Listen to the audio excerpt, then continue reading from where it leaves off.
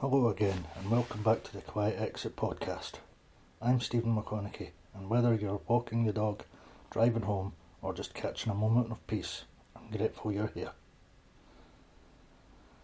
This space was made for UK business owners who are thinking quietly about stepping back, passing the baton, and exploring what comes after building something meaningful. Today's topic is one that's brought up more than almost any other. Not by advisors, not by accountants, but by owners. It's the unspoken fear that sounds like this. What if my team doesn't want me to sell? Because when you've led a loyal team for years, when people have grown under your care, supported your vision, and stuck by you in the hard seasons, the idea of stepping away can feel like betrayal. Even if you're ready, even if the business needs it, even if the next chapter makes sense, it still feels like you're abandoning something or someone. In this episode, we're going to unpack that together. We'll explore why this fear runs so deep, how owners have navigated it successfully, and a quiet strategy to bring your team into the process without losing control. If this episode resonates, there's a matching resource inside the Quiet Exit Club, the Quiet Team Transition Playbook, designed for conversations that preserve the trust during change. You can find it quietly at epitomycapital.co.uk/quiet-exit-club. Now take a deep breath, let's explore this together. Let's start with the most human part of this. You care about your people, maybe more than you've ever said aloud. Some have been with you for a decade or more. They've watched you grow the business. They've had your back during the lean months. They've sacrificed weekends, holidays and late nights. So of course the idea of selling feels complicated. It's not just about money or control. It's about loyalty. What if they feel blindsided? What if they think you're abandoning them? What if they believe the culture will disappear the moment you walk out the door? These aren't theoretical worries, they're grounded in real experiences.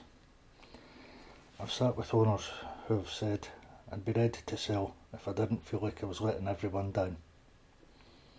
And that guilt, that weight, can stall a decision for years. You might start seeing signs. You avoid strategic planning. You don't bring up the topic with your partner. You pour more energy into fixing daily fires than thinking about the future. Not because you don't care, but because you care too much. And if that's where you are, I just want to say, you're not broken, you're loyal. But loyalty doesn't have to mean self-sacrifice. It can mean leadership. And part of leadership is transitioning well, even when it's hard, even when it stirs emotions in others, especially then.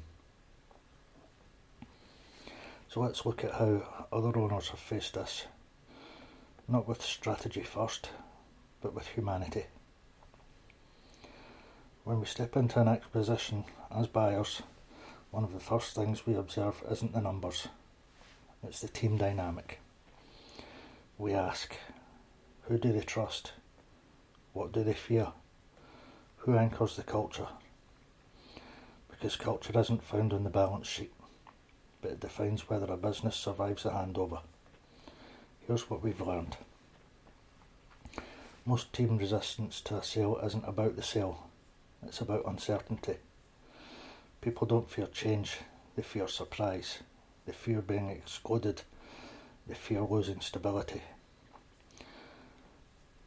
So the single most powerful thing you can do is to bring them into the story, early, gently, without obligation. One owner we worked with gathered their leadership team for a private off-site day. No spreadsheets, no agenda, just one question. If this business ever moved forward without me, what would you want to protect? The answers shaped the entire deal. It created non-negotiables. It helped us as buyers understand what mattered beyond the P&L. And the team, they didn't resist the sale. They felt part of it. That's the shift. That's where alignment begins. Let me introduce you to Malcolm. Malcolm owned a logistics firm in the Midlands. 40 staff, 15 years. A real people-first culture. His operations manager had been with him since year 2. His dispatch team called him Dad, half joking, half serious. So when Malcolm began thinking about stepping away, the emotion hit him hard. He told me, if I go, it's not just my exit. It's like I'm taking the roof off the house. Together we planned a phased, values-based transition. First we had him hold one-to-one coffees with his senior team. Not to announce anything, but to float the question. What would a future without me look like for you? That's it. No pitch, no pressure, just reflection. Then we built a shared culture belief, a one-page document outlining the traits, decisions and small rituals that made their company feel like home. When the eventual buyer stepped in, they received that brief as part of due diligence. It wasn't a financial doc, it was a values doc. And it shaped everything. Malcolm stepped back 6 months later. The team didn't revolt, they honoured him. And when I visited a year later, they had framed the culture brief in the staff room. That's what legacy looks like. Not silence, not secrecy, but shared authorship. Let's turn inward now. Here's a quiet tool you can use, the Trust Transfer Map. Take a blank page, write 3 names. Most trusted team member, most vocal resistor, most emotionally impacted by change. Then for each one ask, what do they fear? What would they need to feel secure? What role could they play in the handover?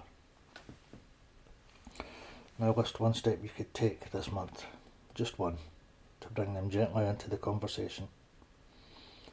Maybe it's a coffee, maybe it's a story you share, maybe it's asking their opinion. This isn't about announcing your exit, it's about preparing the ground. Because when you prepare people for change, they're far more likely to protect what matters, even when you're gone. Thank you for exploring this with me. If today starts something, don't rush to fix it. Let it breathe. And when you're ready, the Quiet Exit Club has a tool that pairs with this perfectly. The Quiet Teen Transition Playbook, created for legacy-minded owners navigating change with care. Find it quietly at epitomycapital.co.uk/quiet-exit-club.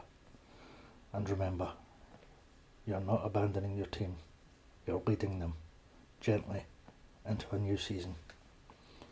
Until next time, take care of what you've built and take care of yourself too.